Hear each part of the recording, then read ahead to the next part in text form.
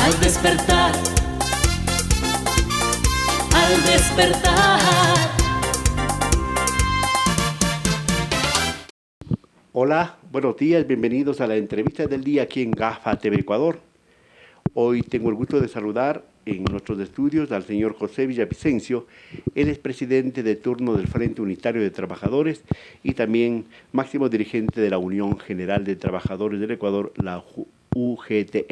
Hoy día vamos a hablar de dos temas fundamentales, muy puntuales: el asunto del seguro social, las reformas que plantea la comisión nombrada por el presidente Lasso, y también el problema electoral, el momento electoral que no podemos quedarnos fuera porque estamos inmiscuidos en él. José, buenos días, gracias por venir a nuestros estudios. ¿Por qué ustedes hicieron una rueda de prensa, se oponen a lo que el señor Augusto de la Torre plantea para el Seguro Social, obviamente desde la propuesta del gobierno nacional, del señor Lasso y todo lo demás? ¿Cuál es lo fundamental, el condumio de esa propuesta para que ustedes estén en contra de aquella? Gracias, buenos días, un gusto poderles saludar a nombre de la UGT y a nombre del Frente Unitario. Don Augusto y su comisión se han dado gusto mintiéndole al país, hemos dicho, porque nos dicen que no va a haber incremento de años de aportes y reducir las pensiones, y es todo lo contrario. Cuando nos plantean subir 5 años de trabajo y 5 años de aportación por ente, ya no se va a jubilar a los 60, sino a los 65. 35 años. Exactamente.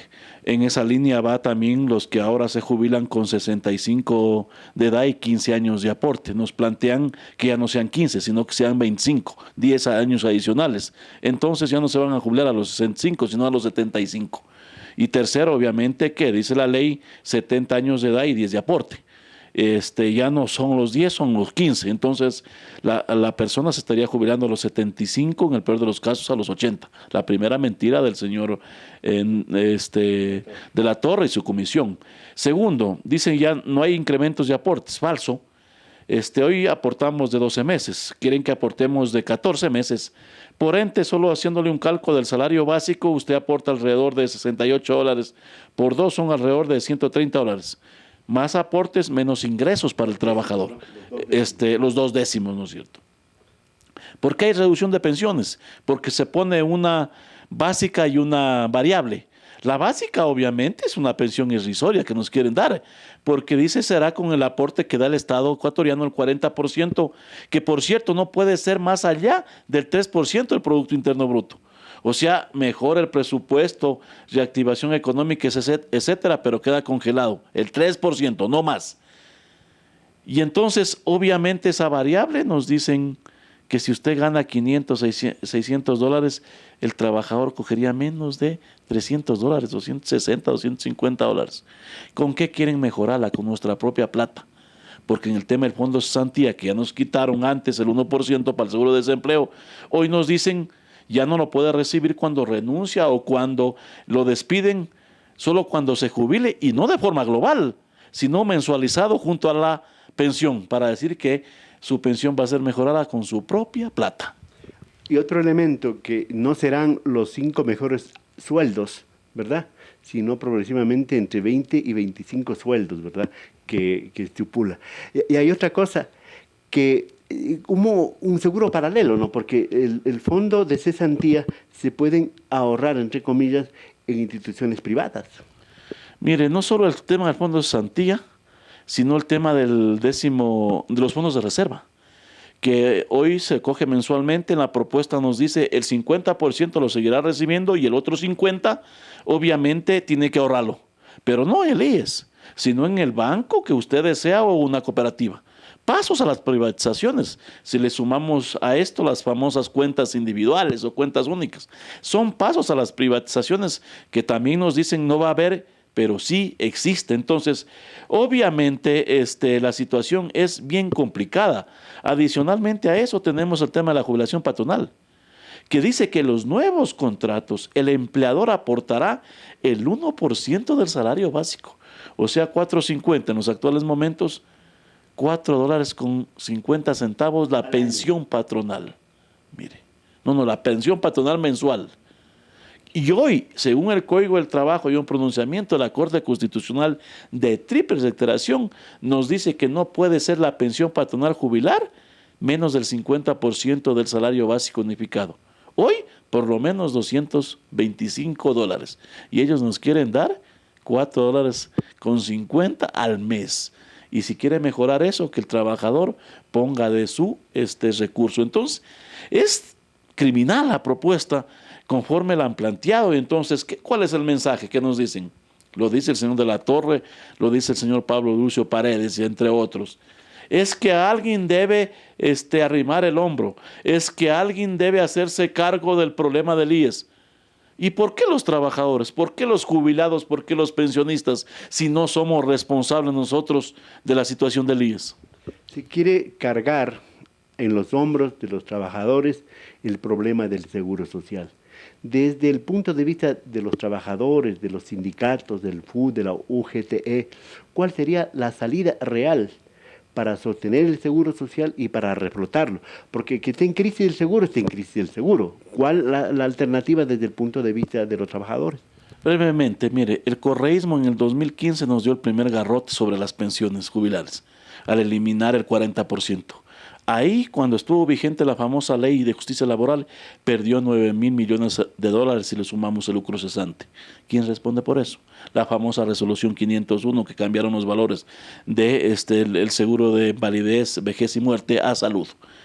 Y obviamente hoy lo que nos quieren hacer es obviamente que los trabajadores no recibamos pensión. ¿Qué hacer? Primero, una auditoría integral para conocer el tema administrativo, económico y financiero. 2. Establecer cuál es la deuda global que bordea, según unos estudios, los $24.000 millones. Obviamente distribuido en la deuda del 40%, salud, seguro de desempleo, la mora patronal del sector privado y los famosos bonos. Más de $24.000 millones. Reconocer, establecer un plan de pagos. Tercero, es fundamental, sacar las mafias. Siguen dirigiendo el IES las mafias y los corruptos y los gobiernos de turno. Entonces, eso es fundamental.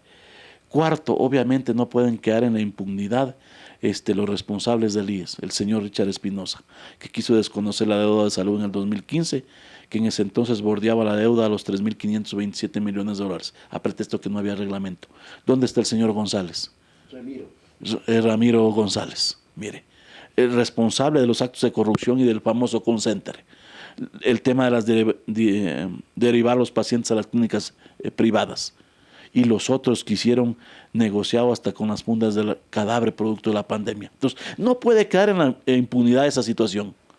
¿Con eso alcanza? No alcanza. ¿Qué hay que hacer más? No alcanza.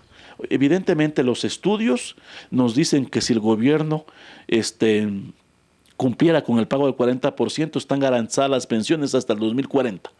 En el peor de los casos hasta el 2037. Hay 3 estudios de la OIT, del mismo IES y de una empresa privada que pagaron con plata de los afiliados y jubilados. Entonces, cuando nos dicen de aquí a 2 años ya no va a haber plata, es falso. Lo que quieren generar es un pánico económico para ejecutar su propuesta.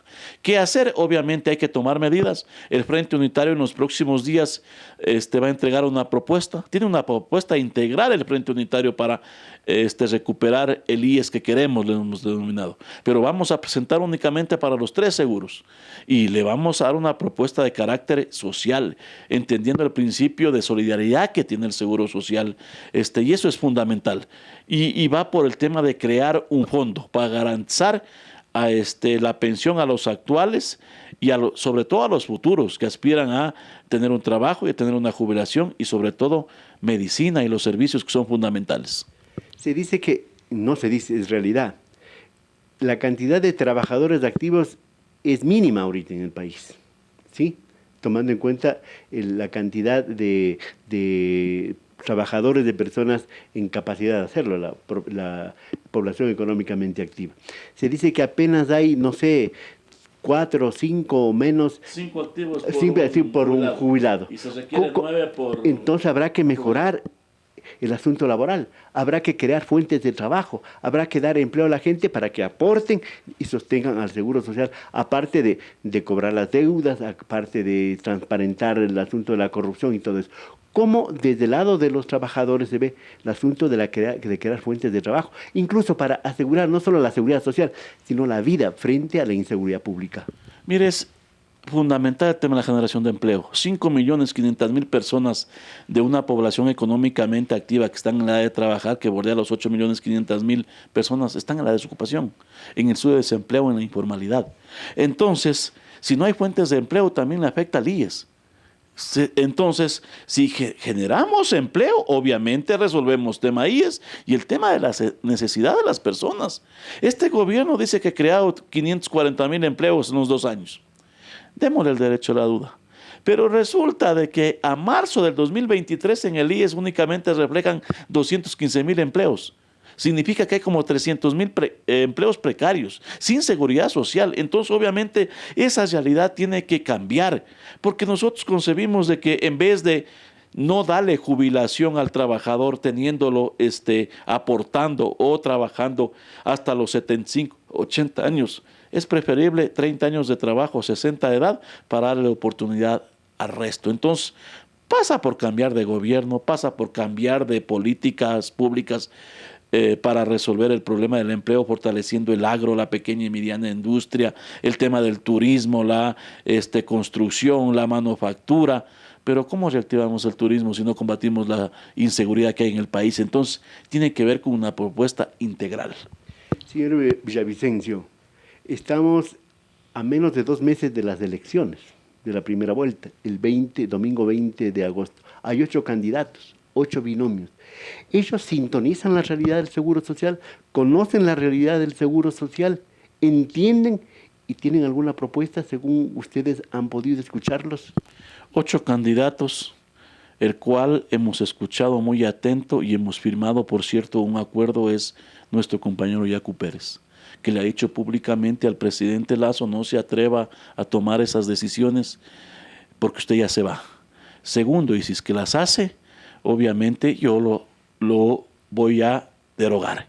Eso ha dicho el candidato Yacu, que hemos presentado una propuesta y hemos dicho claro que se puede cambiar esta realidad del IES. En esa propuesta que hemos suscrito las partes. Yacu? Estamos en campaña y todo el mundo ofrece humo y todo. Clarísimo, está un documento firmado, que es reconocer la deuda y establecer un plan de pagos, porque ningún gobierno va a poder pagar de un solo golpe. Reconocer la deuda y establecer un plan de pagos. Eso se ha comprometido. Y segundo, obviamente combatir las mafias. Y combatir las mafias significa, obviamente, ampliar la gobernabilidad del IES, porque la propuesta de la comisión es que se sostenga el mismo directorio y tener otro paralelo. Pero el directorio que está actual, que se sostenga para manejar el seguro de salud y de riesgos, donde se han existido los actos de corrupción, el sobreprecio de la compra de medicinas, la elevación de los pacientes, etcétera. Eso quieren sostener, entonces eso hay que cambiar, y a eso se ha comprometido Yacu Pérez. Cambiar el directorio, la forma de integración del directorio, que no sea el representante del gobierno de turno el que dirige el consejo, ¿verdad? Y que sean mayor representación, que tengan los que producen los recursos, los trabajadores y los jubilados. Trabajadores, jubilados, seguro campesino. Obviamente debe estar también el empleador, el Estado. O sea, pero no puede el gobierno de turno seguir controlando como está en los actuales momentos. Y 2, como pretende la comisión también ponerlos, para que sigan haciendo los actos de corrupción, para que sigan haciendo su agosto. Por eso hemos dicho, la comisión no busca cambiar la realidad del IES, sino eliminar las pensiones y ellos seguir en el negociado. Esa es la propuesta de ellos. Entonces, obviamente hay un candidato comprometido. El resto no se ha escuchado, excepto el candidato Villavicencio, el principal defensor del gobierno de Lasso, que cuando estuvo en la comisión de fiscalización no dijo pío sobre los actos de corrupción en el IES. Pero ahora, como está de candidato, sí dice que sí sabe cómo combatir la corrupción. No lo hizo antes y no lo va a hacer. Entonces, para nosotros el único que puede comprometerse con los trabajadores, con los jubilados y el país, obviamente es nuestro compañero Yacu Pérez. Entonces, si es que se diesen esas cosas, el señor Richard Gómez también tendrá que ir o rendir cuentas de este país, ¿verdad? El señor Richard Gómez tiene que irse y responderle a la justicia, como tiene que responderle el señor Ortega y el señor Salgado, porque ellos se unificaron para asaltar la vocalía de los trabajadores, obviamente con jueces de bolsillo y con una justicia que está corrompida. Pero esas decisiones que están tomando son ilegales. Mire, primero entregar los bienes del IES a comodato por 50, 100 años al Ministerio de Educación, quedando bien con plata ajena. Y hay una resolución para seguirse rifando los bienes. y se han bajado los requisitos para las personas para poner a dedo los representantes en las distintas provincias en el Seguro Social. Entonces, debe responder a la justicia, debe responder en el campo administrativo, penal y civil estas personas que están actuando de manera incorrecta. Y gente que no conoce nada del Seguro Social. El señor Ortega dijo que iba a resolver el problema del IES con una comisión de los patricios. Cuando nos reunimos para discutir sobre la elección del delegado, ni siquiera sabían que había un reglamento que estaba vigente desde el 2012. Esta gente está tomando decisiones del patrimonio más importante de los ecuatorianos y deben rendirle a la justicia. Para terminar, en todo caso, este documento que han firmado de respaldo al señor Yacu Pérez, han firmado los dirigentes de las 6 centrales sindicales. Esto no significa que los trabajadores unánimemente van a votar por el señor Pérez. Bueno, vamos terminando un asunto. ¿Qué expectativas tienen ustedes con la Asamblea Nacional? ¿Qué expectativas tienen ustedes con este momento político? Este momento político que hay que entenderlo, no sé si como una transición, y los candidatos están haciendo campaña como que fuesen a gobernar hasta el 2025 y luego van a seguir. Mire, primero el documento firmado por los dirigentes del PUI y el compañero Yacu es producto de la 17ª convención que se realizó en el mes de junio. 2. ¿Qué esperamos de la Asamblea? Que el pueblo ecuatoriano elija bien. Porque es esa nueva Asamblea quien va a discutir la reforma a la Ley de Seguridad Social, al Código del Trabajo. Fundamental no volver a equivocarse, no volver a elegir a los mismos. Yo creo que hay que estar conscientes que es una Asamblea y un gobierno transitorio de 1 año y medio más o menos, pero que se puede convertir en 5 años y medio. Entonces es fundamental entender eso. Rapidísimo. ¿Qué piensan hacer ustedes, los trabajadores, en el caso de que el señor Lazo intente poner mediante decreto, mande a la Corte o qué sé yo, estas reformas que plantea el señor Augusto de la Torre? Ejecutar la resolución, inmediatamente hacer uso del derecho a la resistencia y tomarnos las calles, porque no podemos permitir que se presente este proyecto de ley, y más aún de un gobierno que ya mismo se va. Muchísimas gracias al señor José Villavicencio, presidente del Frente Unitario de Trabajadores y dirigente de la Unión General de Trabajadores de Ecuador, UGT. Hemos hablado aquí sobre el Seguro Social y sobre el proceso electoral que está en marcha en nuestro país. Señoras y señores, seguiremos hablando de esto y otros temas que nos interesa y nos preocupa. Hasta la próxima. Al despertar,